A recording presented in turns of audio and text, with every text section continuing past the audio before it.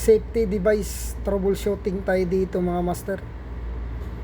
So ang problema pala nitong machine na to, bigla lang siyang tumitigil at nag-alarm siya ng safety device malfunction. So sa mga hindi pa nakakalam kung paano mag-troubleshoot ng ganitong klaseng device, ito ay ASI safety device.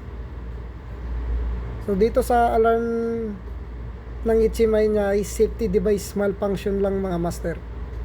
Tapos ito ay lumang Kronis. So pag pipindutin mo yung safety device na yan, hindi malinaw dyan kung saan ang problema ng machine. So ang diskarte dyan mga master ay punta kayo dito sa ASI master na to. So dito makikita mo dito kung anong problema ng machine, kung saan parte ng machine. So tulad nito, lumalabas dito ay safety door na number 5 sa backside area. So tinuturo dito kung anong number yung safety door. So it's in 1205 F111 guard 5 backside area mga master. Yun ang tinuturo ng ASI master na to.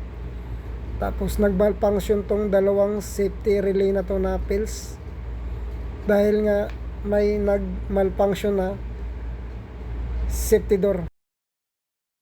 Sa tinuturo ng alarm ay ito yung tinuturo niya mga master. Itong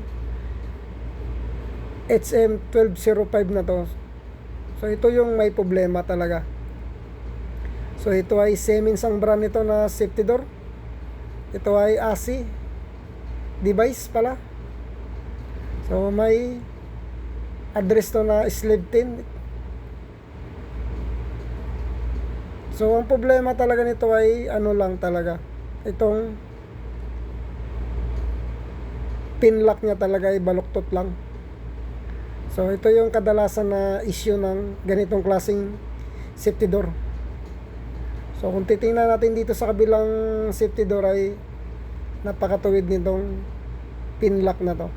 So hindi siya baluktot, straight siya. Kaya ang ginawa ko dito ay binaklas ko yung luma at ito papalitan ko siya ng bago mga master. So kung titingnan mo yung status ng luma ay baluktot talaga. So sa katagalan na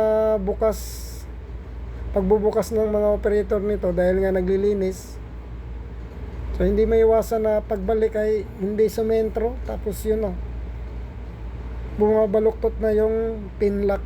Kaya dito lang talaga nagkakaroon madalas ng problema. So after ko siya pinalitan mga master ay nagiging okay na tong machine na to. So ito lang talagang pinaka problema mga master, itong pin lock na to. So sana nagkaroon kayo ng idea kung paano mag troubleshoot ng ganitong klaseng issue.